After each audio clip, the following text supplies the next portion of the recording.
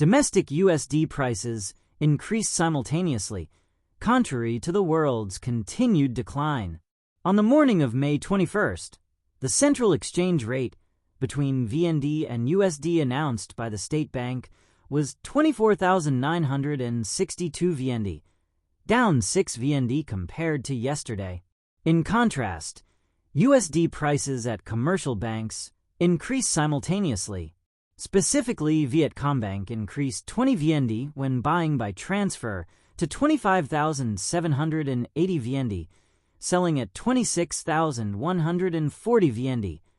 ACB also increased 20 VND when buying by transfer to 25,790 VND and selling at 26,140 VND.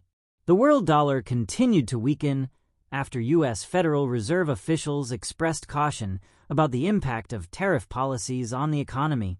Fed President Luis Alberto Musalem said that although the recent trade tensions between the U.S. and China have eased, the labor market still appears weak and prices will rise higher.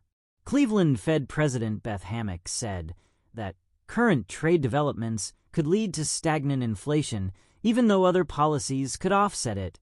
Meanwhile, CNBC reported yesterday that key Republicans in the U.S. House of Representatives have opposed a major tax bill that would limit state and local tax deductions. This opposition threatens to block the passage of the tax law that President Donald Trump plans to complete before the upcoming Memorial Day holiday, May 26th.